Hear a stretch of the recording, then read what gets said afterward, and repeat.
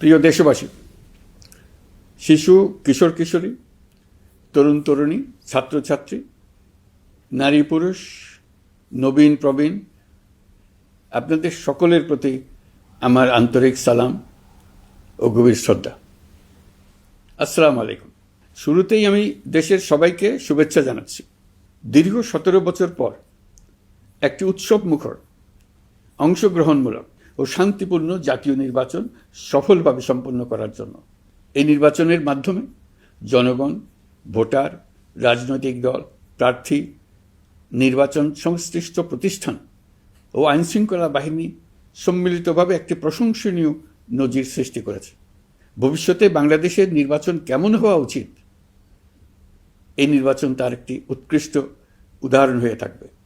প্রিয় দেশবাসী, বিগত 18 মাস আমার উপর অর্পিত দায়িত্ব নিষ্ঠার সাথে পালন শেষে একটি নির্বাচিত সরকারের কাছে দায়িত্ব হস্তান্তরের প্রাক্কালে অন্তর্বর্তী সরকারের প্রধান উপদেষ্টা হিসেবে আজ আমি আপনাদের কাছ থেকে বিদায় নেবার জন্য উপস্থিত হয়েছি।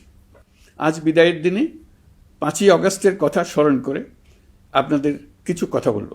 কি মহা মুক্তির দিন ছিল সেদিনটি, সে কি আনন্দের দিন।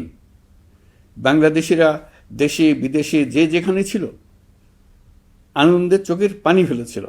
দৈত্যের গ্রাস থেকে তরুণ ছাত্রছাত্রীরা দেশকে বের করে এনেছে, দেশ মুক্ত হয়েছে। কিন্তু দেশ সম্পূর্ণ অচল। এই অচল দেশটিকে কিভাবে সচল করা যাবে সেটা ছিল সবার মনে। অভ্যুত্থানের ছাত্র নেতারা ঠিক করল দেশকে সচল করার জন্য একটি সরকার লাগবে। সরকার গঠন ও চালাবার জন্য তারা আমাকে খবর দিল। আমি তখন বিদেশে, আমি দায়িত্ব নিতে রাজি না। তারা জাতির প্রতি কর্তব্য পালনের কথা বলে আমাকে রাজি করালো। 18 মাস পর এখন আমার যাওয়ার পালা। আমি আজ আমার কাজ হতে বিদায় নিতে আপনাদের সামনে এসেছি। আমাদের প্রথম কাজ ছিল দেশকে সচল করা। এটি ছিল সবচেয়ে কঠিন কাজ। যারা দেশকে লুটে পুটে খেত তারাই দেশের এই যন্ত্র চালাতো। তাদের একান্ত অনুগত লোকজন নিয়ে অভ্যুত্থানের সঙ্গে সঙ্গে সবাই পালিয়ে গেছে। বড় কর্তা পালিয়েছে, মাঝারি কর্তা পালিয়েছে, অন্যরা ভোল পাল্টিয়েছে অথবা আত্মগোপনে চলে গেছে। কেউ নানাজনের সুপারিশ নিয়ে আসছে, তারা অভ্যুত্থানের গোপন সৈনিক ইত্যাদি। সরকারের ভেতর যারা পালিয়ে যাননি তাদের মধ্যে কাকে বিশ্বাস করবেন, কাকে বিশ্বাস করবেন না, এটি মহাসংকট হয়ে দাঁড়ালো। যতই মৃতদেহের অঙ্গ প্রত্যঙ্গবিহীন দেহের সন্ধান আসছিল ততই তারা চিহ্নিত হচ্ছিল। সেই থেকে 18 মাস চলে গেছে। অবশেষে 12ই ফেব্রুয়ারি আসলো। 1.5 যুগ পরে দেশে একটি জাতীয় নির্বাচন এবং ব্যাপক সাংবিধানিক পরিবর্তনের জন্য সর্বসম্মত জুলাই সনদের উপর গণভোট অনুষ্ঠান হলো। এই নির্বাচনে উৎসব মুখর পরিবেশ, দেশের সর্বত্র একটা ঈদের পরিবেশ ছিল যা আমাদের ইতিহাসে স্মরণীয় হয়ে থাকবে। এই প্রতিদ্বন্দ্বিতামূলক নির্বাচনে যারা জয়ী হয়েছেন তাদের আমি অভিনন্দন জানাচ্ছি। যারা পরাজিত হয়েছেন তাদেরকেও আমি অভিনন্দন জানাচ্ছি। হার জিতেই হলো গণতন্ত্রের সৌন্দর্য। যারা জয়ী হয়েছেন তারা মোট ভোটের প্রায় অর্ধেক পেয়েছেন। যারা জয়ী হতে পারেননি তারাও মোট ভোটের অর্ধেক পেয়েছেন। যারা জয়ী হতে পারেননি তারা এই জেনে আশ্বস্ত হবেন যে প্রায় অর্ধেক ভোটার আপনাদের উপর আস্থা রেখেছে। আগামী দিন নতুন সরকার দায়িত্ব গ্রহণ করবে। এর মাধ্যমে আমাদের 18 মাসের দায়িত্বের সমাপ্তি হবে। 24শে জুলাই মাসে বাংলাদেশের মানুষ এক অভূতপূর্ব অভ্যুত্থানের মধ্য দিয়ে তাদের মুক্তি, আকাঙ্ক্ষা ও মর্যাদার দাবি উচ্চারণ করেছিল। সেই সময় দেশ একটি গভীর রাজনৈতিক, অর্থনৈতিক, প্রাতিষ্ঠানিক ও মানবিক সংকটে নিপতিত ছিল। রাষ্ট্রযন্ত্রের উপর মানুষ আস্থা হারিয়ে ফেলেছিল। গণতন্ত্র হয়েছিল ধূলিসাৎ, ভবিষ্যৎ ছিল অনিশ্চিত। ঠিক সেই সংকটময় সময়ে আমাকে আহ্বান জানানো হয়েছিল একটি লক্ষ্য সামনে রেখে বাংলাদেশকে আবার স্বাভাবিক জীবনে ফেরানোর জন্য 3টি দায়িত্ব দেওয়া হয়েছিল: সংস্কার, বিচার এবং নির্বাচন। আমি ও আমার সহকর্মীরা সবাই আমরা সেই অঙ্গীকার রক্ষার চেষ্টা করে গেছি। কোথায় কতটুকু সাফল্য অর্জন করতে পেরেছি, কোথায় ব্যর্থ হয়েছি, সে বিচারের ভার আপনাদের উপর থাকলো। আমাদের প্রচেষ্টায় কোনো ঘাটতি ছিল না। আমরা মানবতা বিরোধী অপরাধ, দুর্নীতি ও অনিয়মের বিচার প্রক্রিয়াকে রাজনীতি ও প্রতিশোধের ঊর্ধ্বে রেখেছি। আমরা ভঙ্গুর প্রতিষ্ঠানগুলোর প্রশাসনিক, বাণিজ্যিক, আর্থিক সংস্কারে হাত দিয়েছি, যাতে ভবিষ্যতে কোনো সরকার জনগণের ইচ্ছার বিরুদ্ধে নিজেকে স্থাপন করতে না পারে। আর সর্বোপরি আমরা একটি উৎসবমুখর, অবাধ, নিরপেক্ষ, শান্তিপূর্ণ, পরিচ্ছন্ন ও বিশ্বাসযোগ্য জাতীয় নির্বাচনের আয়োজন করেছি, যার মাধ্যমে জনগণ আবার তাদের ভোটাধিকার ফিরে পেয়েছে। এই নির্বাচন কেবল একটা ক্ষমতা হস্তান্তরের প্রক্রিয়া নয়, এটি বাংলাদেশের গণতান্ত্রিক ব্যবস্থার নতুন অভিযাত্রার সূচনা, নতুন বাংলাদেশের জন্ম। এই অর্জনের পেছনে যারা ছিলেন, জুলাইয়ে রাস্তায় নেমে আসা প্রতিবাদকারী তরুণ তরুণীরা, সেই সাহসী মানুষগুলো, শহীদ ও আহতরা, তাদের প্রতি আমি গভীর শ্রদ্ধা ও কৃতজ্ঞতা জানাচ্ছি। তাদের অভূতপূর্ব ত্যাগ ছাড়া এই পরিবর্তন সম্ভব হতো না। এই প্রক্রিয়া সফল করতে দেশের আবালবৃদ্ধ বনিতা সকলেই সহযোগিতা করেছেন। প্রাতিষ্ঠানিক দিক থেকে দেশের রাজনৈতিক দলসমূহ, নির্বাচন কমিশন, সকল আইনশৃঙ্খলা বাহিনী, সশস্ত্র বাহিনী, সরকারি কর্মকর্তা কর্মচারী ও প্রশাসনের প্রতিটি স্তরের সদস্যরা আন্তরিক সহযোগিতা করেছেন। আপনাদের প্রতি আমার আন্তরিক কৃতজ্ঞতা রইল। আপনাদের ধৈর্য, পেশাদারিত্ব ও আস্থার উপর ভর করেই এই পথ চলা সম্ভব হয়েছে। প্রিয় দেশবাসী, 24-এর গণ-অভ্যুত্থানের সময় দেয়ালে দেয়ালে তরুণরা যে নতুন বাংলাদেশের স্বপ্ন এঁকেছিল, তার কেন্দ্র ছিল প্রাতিষ্ঠানিক সংস্কার। সেই প্রত্যাশা বাস্তবায়নে অন্তর্বর্তী সরকার প্রায় 130টি নতুন আইন ও সংশোধনী প্রণয়ন করেছে এবং প্রায় 600টি নির্বাহী আদেশ জারি করেছে, যার প্রায় 84% ইতিমধ্যেই বাস্তবায়িত হয়েছে।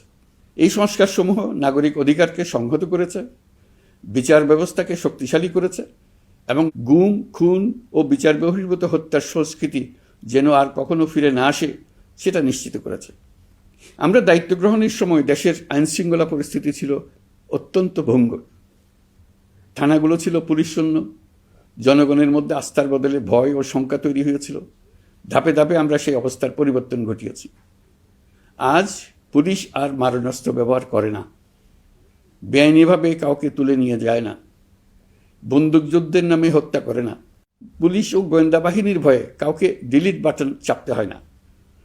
জনবান্ধব ও জবাবদিহিমূলক বাহিনী হিসেবে গড়ে তোলার লক্ষ্যে পুলিশ কমিশন অধ্যাদেশ 2025 প্রণয়ন করা হয়েছে।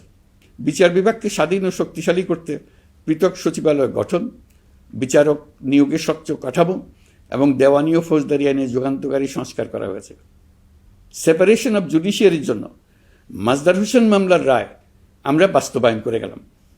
গুমকে মানবতার বিরুদ্ধে অপরাধ হিসেবে স্বীকৃতি দিয়ে আন্তর্জাতিক অপরাধ ট্রাইব্যুনাল আইন সংশোধন করা হয়েছে। বিচার প্রক্রিয়াকে স্বচ্ছ করতে রায় সরাসরি সম্প্রচারের সুযোগ, বিদেশি আইনজীবী নিয়োগ এবং অন্তর্বর্তী আপিলের বিধান যুক্ত করা হয়েছে। বাংলাদেশ যেন আর কখনো মানবাধিকারহীন রাষ্ট্রে পরিণত না হয়, সেই লক্ষ্যে জাতীয় মানবাধিকার কমিশন অধ্যাদেশ জারি করা হয়েছে এবং কমিশন গঠন করা হয়েছে। প্রিয় দেশবাসী, একটি সমাজ তখনই উন্নত হয় যখন তার নারীরা নিরাপদ, সম্মানিত ও সমান অধিকারপ্রাপ্ত। উন্নয়ন তখনই টেকসই হয় যখন নারীরা সিদ্ধান্ত গ্রহণে, অর্থনীতিতে, শিক্ষায় ও নেতৃত্বে সমানভাবে অংশ নিতে পারেন। যে নতুন বাংলাদেশের স্বপ্ন আমরা দেখছি, নারীদের অগ্রযাত্রা ছাড়া তা গড়ে তোলা সম্ভব নয়। নারী ও শিশু সুরক্ষায় যৌন হয়রানি প্রতিরোধ অধ্যাদেশ, পারিবারিক সহিংসতা প্রতিরোধের অধ্যাদেশ এবং নারী ও শিশু নির্যাতন দমন আইন সংশোধন করা হয়েছে। নতুন এসব আইনের মাধ্যমে কর্মক্ষেত্রে ও শিক্ষা প্রতিষ্ঠানে নারীদের হয়রানি প্রতিরোধ ও সুরক্ষা নিশ্চিত করার পথ সুগম করা হয়েছে।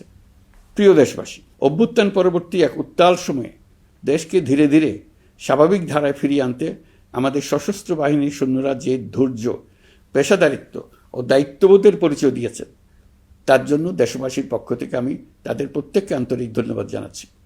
একই সঙ্গে বিশেষভাবে উল্লেখ করতে চাই, যখনই কোনো সংকটময় পরিস্থিতির উদ্ভব হয়েছে, তখনই দেশের রাজনৈতিক নেতৃত্ব আমাদের আহ্বানে তাৎক্ষণিকভাবে সাড়া দিয়েছেন এবং সহযোগিতার হাত বাড়িয়ে দিয়েছেন। এই পারস্পরিক দায়িত্ববোধ ও সংযমই দেশকে অস্থিরতার পথ থেকে স্থিতিশীলতার দিকে এগিয়ে নিতে সহায়ক হয়েছে। স্বৈরাচারের 16 বছরে এদেশের রাজনৈতিক নেতাকর্মীরা যে ভয়াবহ নিপীড়ন, মামলা হামলা, গুম ও হত্যার শিকার হয়েছেন তা আমাদের জাতির জন্য এক গভীর বেদনাদায়ক শিক্ষা। এই অভিজ্ঞতা আমাদের স্মরণ করিয়ে দেয় যাতে ভবিষ্যতে আর কখনো কোনো জালেম মাথাচাড়া দিয়ে উঠতে না পারে, যেন আর কখনো ফেসিবাদ প্রতিষ্ঠিত না হয়, শত শত আয়নাঘর সৃষ্টি না হয়, বিচার বহির্ভূত হত্যা ফিরে না আসে। সেই জন্য কেবল রাজনৈতিক অঙ্গীকারই যথেষ্ট নয়, প্রয়োজন ন্যায় বিচার নিশ্চিত করার লক্ষ্যে বিচার ব্যবস্থা ও রাষ্ট্রীয় কাঠামোর মৌলিক ও গভীর সংস্কার। এই উপলব্ধি থেকেই অন্তর্বর্তী সরকার তার সংস্কার কর্মসূচিকে সর্বোচ্চ অগ্রাধিকার দিয়েছে। প্রিয় দেশবাসী, ফ্যাসিস্ট সরকারের 16 বছরের নিপীড়ন ও জুলাইয়ের রক্তাক্ত স্মৃতি এখনও আমাদের মাঝে তাজা হয়ে আছে। যারা ভয়াবহ নিপীড়ন ও নির্যাতন চালিয়েছে তাদের বিচার করা এবং যেন আর কেউ এ ধরনের দুঃশাসন কায়েম করতে না পারে সেটা নিশ্চিত করা আমাদের গুরু দায়িত্ব। বিচার একটা চলমান প্রক্রিয়া। একাধিক ট্রাইব্যুনাল বর্তমানে সক্রিয়ভাবে কাজ করছে। ইতিমধ্যে একাধিক মামলার রায় ঘোষণা হয়েছে। আন্তর্জাতিক অপরাধ ট্রাইব্যুনালে ফেসিবাদের সময় দেশে যে গুমের সংস্কৃতি গড়ে উঠেছিল সেই ভয়াবহ মানবাধিকার লঙ্ঘনের বিচারও শুরু হয়েছে। বেশ কিছু মামলার বিচারিক কার্যক্রম এখন শেষের পথে। আমরা আশা করছি আগামী দিনগুলোতেও বিচারিক প্রক্রিয়া অত্যন্ত নিরপেক্ষ ও স্বচ্ছতার সঙ্গে এগিয়ে যাবে। প্রিয় দেশবাসী, অন্তর্বর্তী সরকারের সবচেয়ে বড় অর্জন জুলাই সনদ, যার ভিত্তিতে গণভোটে বিপুল সংখ্যাগরিষ্ঠতায় তা বাস্তবায়নের সিদ্ধান্ত দিয়েছে দেশের মানুষ। জুলাই সনদের বাস্তবায়ন হলে ফেসিবাদ ফিরে আসার পথগুলো চিরতরে বন্ধ হয়ে যাবে। আশা করব এটা নির্ধারিত সময়ের সীমার মধ্যেই বাস্তবায়ন হবে। অন্তর্বর্তী সরকারের ছোট বড় ভালো মন্দ অনেক কথা ভুলে গেলেও জুলাই সনদের কথা জাতি কখনো ভুলবে না। এই সনদ রচনা এবং গণভোটে পাশ করানোর জন্য আমি সকল রাজনৈতিক দল, সামাজিক সংগঠন, অধিকার রক্ষা প্রতিষ্ঠান যারা অক্লান্ত পরিশ্রম করেছে তাদের সবাইকে আজ অভিনন্দন জানাচ্ছি। এই নির্বাচনে প্রথমবারের মতো প্রবাসীদের ভোট দেওয়ার সুযোগ সৃষ্টি করা হয়েছে। যখন একজন ভোটার গর্ব করে এই নির্বাচন ও গণভোটে ভোট দেওয়ার অভিজ্ঞতা সোশ্যাল মিডিয়ায় বলে, তখন একজন নাগরিক হিসেবে আমি আনন্দ ধরে রাখতে পারি না। আমি আশা করি এই প্রক্রিয়ায় ভবিষ্যতে আরও অনেক বেশি প্রবাসীরা নিশ্চিন্তে অংশগ্রহণ করতে পারবে। প্রিয় দেশবাসী, আমরা দায়িত্ব গ্রহণের সময় অর্থনীতি ছিল বিপর্যস্ত, ব্যাংকিং ব্যবস্থা ভেঙে পড়েছিল, অর্থ পাচার ছিল লাগামহীন। আমরা রাজস্ব ব্যবস্থাপনা, করনীতি, মুদ্রা ব্যবস্থাপনা, আর্থিক খাতে কাঠামোগত সংস্কার এনেছি। তলাবিহীন অর্থনীতি আমাদের জন্য রেখে গিয়েছিল আগের ফেসিবাদী সরকার। কেন্দ্রীয় ব্যাংক বাণিজ্য ব্যাংককে ফতুর করে দিয়ে গেছে, $234 বিলিয়ন পাচার করে নিয়ে গেছে, বিশাল ঋণের বোঝা রেখে গেছে। এইসব আমাদের জানা কথা। আমরা যারা এই অর্থনীতি আবার চালু করার দায়িত্ব পেয়েছিলাম তারা দিশা খুঁজে পাচ্ছিলাম না। এখন যাবার সময় স্বস্তি পাচ্ছি যে আমরা অবস্থার মোকাবেলা করতে পেরেছি এবং নতুন অর্থনীতির বুনিয়াদ রচনা করে রেখে যেতে পারছি। এখন আর পাওনাদাররা আমাদের তাড়া করতে আসবে না। আন্তর্জাতিক লেনদেনে আমরা চোখে অন্ধকার দেখব না। আমাদের রিজার্ভের পরিমাণ এখন $34 বিলিয়ন। আমাদের দেশপ্রেমিক প্রবাসী ভাই বোনদের রেমিটেন্সের টাকায় এই রিজার্ভ ক্রমেই বাড়ছে। নিত্য প্রয়োজনীয় পণ্যের দাম নিয়ন্ত্রণে সরবরাহ বৃদ্ধি করা হয়েছে। টিসিবির কার্যক্রম সম্প্রসারিত হয়েছে। বাজার তদারকি ও মজুতদারির বিরুদ্ধে কঠোর ব্যবস্থা নেওয়া হয়েছে। এর ফলে খাদ্য মূল্যস্ফীতি উল্লেখযোগ্যভাবে কমেছে। শ্রমিক অধিকারকে মানবাধিকারের অংশ হিসেবে বিবেচনা করে আন্তর্জাতিক শ্রম সংস্থার গুরুত্বপূর্ণ কনভেনশনসমূহ অনুসমর্থন করা হয়েছে, যা কর্মক্ষেত্রে শ্রমিকের নিরাপত্তা ও মর্যাদা নিশ্চিত করবে। যুগান্তকারী নতুন শ্রম আইন প্রণয়ন করা হয়েছে। প্রবাসীরা আমাদের অর্থনীতির প্রাণশক্তি। তাদের সুরক্ষা ও কল্যাণে আইন সংশোধন, বিদেশে আইনি সহায়তা, নতুন শ্রমচুক্তি এবং দক্ষতা উন্নয়ন প্রকল্প গ্রহণ করা হয়েছে।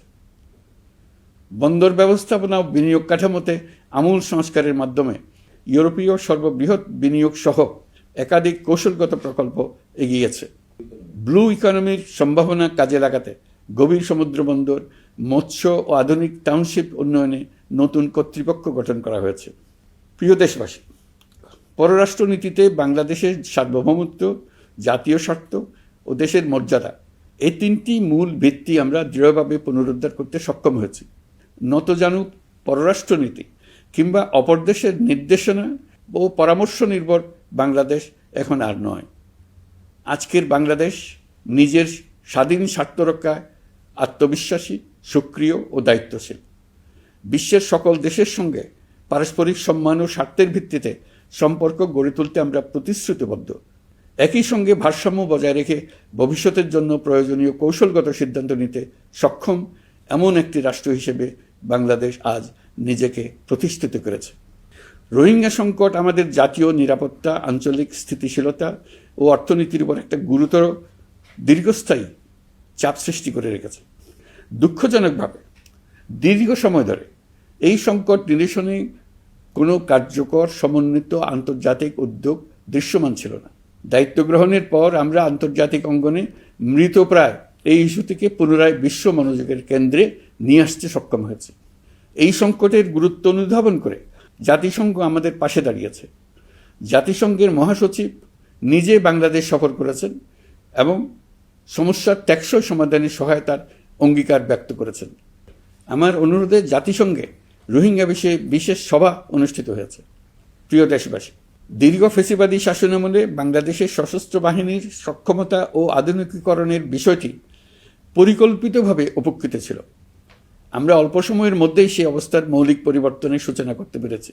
দায়িত্ব গ্রহণের পর থেকেই বর্তমান সরকার সশস্ত্র বাহিনীর সক্ষমতা বৃদ্ধি, আধুনিকায়ন এবং যে কোনো ধরনের আগ্রাসন কার্যকরভাবে মোকাবেলার জন্য সশস্ত্র বাহিনীকে উপযোগী করে গড়ে তোলাকে অগ্রাধিকার দিয়েছে। সশস্ত্র বাহিনীর প্রতিরক্ষা সক্ষমতা বৃদ্ধি একটি ব্যয়বহুল প্রক্রিয়া হলেও বর্তমান বৈশ্বিক বাস্তবতায় বহির্বিশ্বের সম্ভাব্য হুমকি ও আগ্রাসন মোকাবেলার জন্য এর কোনো বিকল্প নেই।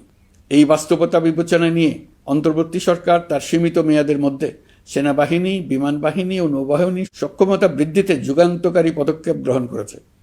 আমি দৃঢ়ভাবে বিশ্বাস করি এই উদ্যোগগুলোর ধারাবাহিকতা ভবিষ্যতের নির্বাচিত গণতান্ত্রিক সরকারসমূহ অব্যাহত রাখবে, যাতে বাংলাদেশের জাতীয় নিরাপত্তা, স্বাধীনতা, সার্বভৌমত্ব, আঞ্চলিক অখণ্ডতা দীর্ঘমেয়াদে নিশ্চিত করা যায়। প্রিয় দেশবাসী, বাংলাদেশ এখন কেবল সংকট থেকে উত্তরণের গল্প নয়। বাংলাদেশ আজ অমিত সম্ভাবনার দেশ। আমাদের ছেলে মেয়েরা অসীম সম্ভাবনা নিয়ে জন্মায়। এটি সাহসী, সৃজনশীল, উদ্যমী তরুণদের দেশ। তাদের দরকার উপযুক্ত শিক্ষা, বিশ্বমানের প্রশিক্ষণ এবং এমন একটি রাষ্ট্র ব্যবস্থা যেখানে মেধা ও পরিশ্রম ও সততার মূল্য আছে।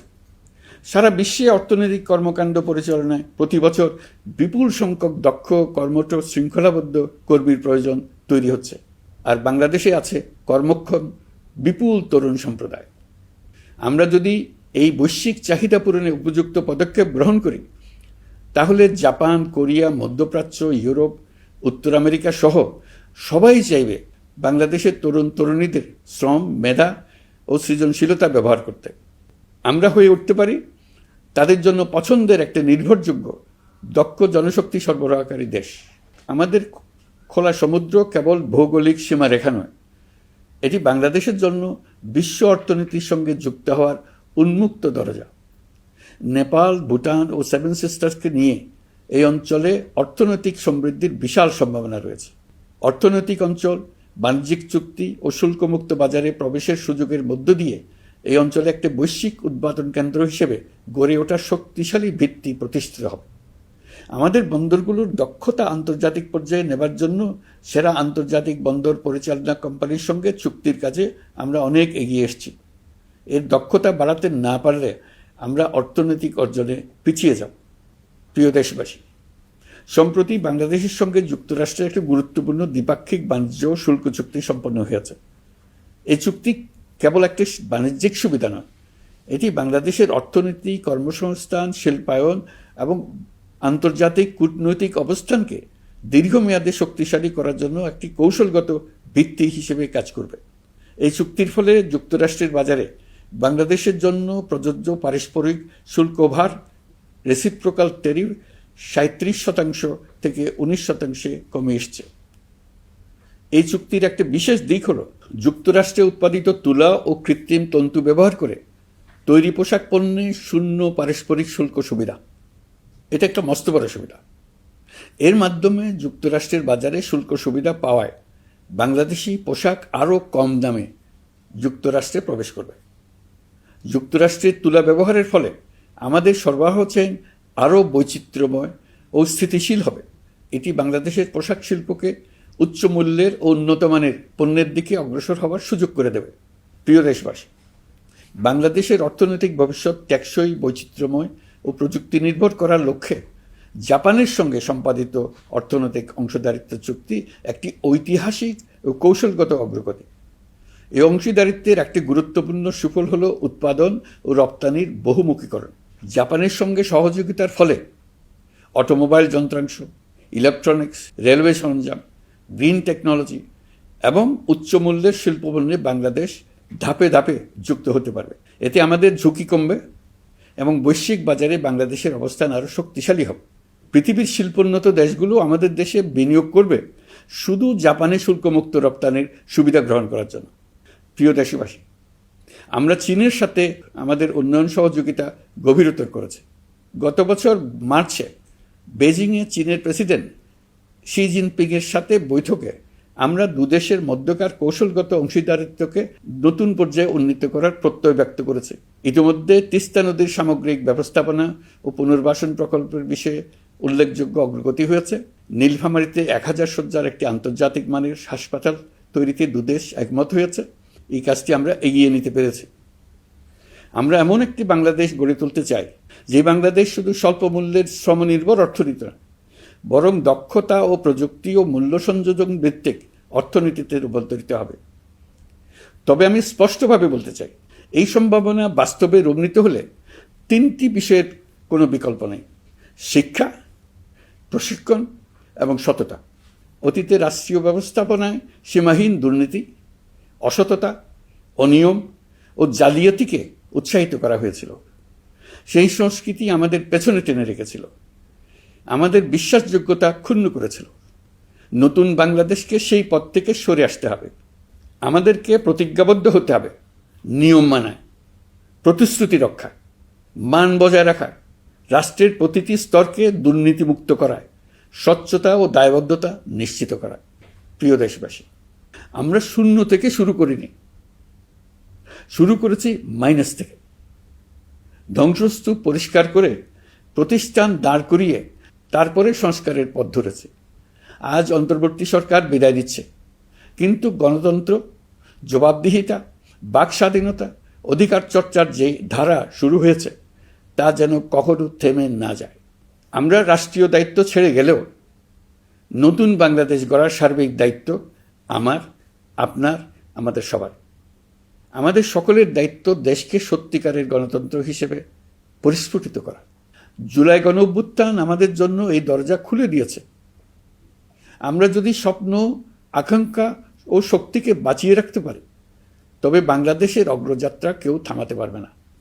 গণঅভ্যুত্থানে যারা প্রাণ দিয়েছে, শরীরের অঙ্গ হারিয়ে দুঃসহ জীবনযাপন করছে, যাদের লাশ পুড়িয়ে ফেলা হয়েছে, যাদের লাশ এখনো খুঁজে পাওয়া যাচ্ছে না, যারা অল্পের জন্য বেঁচে গেছে, তাদের সকলের আত্মত্যাগকে এই জাতি যেন কোনোদিন ভুলে না যায়। প্রতিটি রাষ্ট্রীয় সিদ্ধান্ত গ্রহণে আমরা যেন তাদের ছবি মনে রেখে সিদ্ধান্ত নিই। আমাদের পরবর্তী প্রজন্মকে ক্ষমতাবানদের কিভাবে নিয়ন্ত্রণে রাখতে হয় সেই শিক্ষাটি যেন দিয়ে যেতে পারে। ক্ষমতাবানদের ক্ষমতা মানুষকে কীরকম মনুষ্যত্বহীন করে তুলতে পারে সেটা জাতির ইতিহাসে ধরে রাখার জন্য আমরা পলাতক প্রধানমন্ত্রীর বাসস্থান গণভবনকে জাতীয় জুলাই স্মৃতি জাদুঘর হিসেবে প্রতিষ্ঠিত করে রেখে যাচ্ছি। এখানে আপনাদের স্মৃতির বাস্তব নমুনা সংরক্ষণ করে রাখা হয়েছে। জাদুঘর যখন জনসাধারণের জন্য খুলে দেওয়া হবে, তখন আপনি যেখানেই থাকুন, দেশে থাকুন, বিদেশে থাকুন, আমি অনুরোধ করব আপনি সপরিবারে একবার এসে কিছুক্ষণ জাদুঘরে কাটিয়ে যাবেন।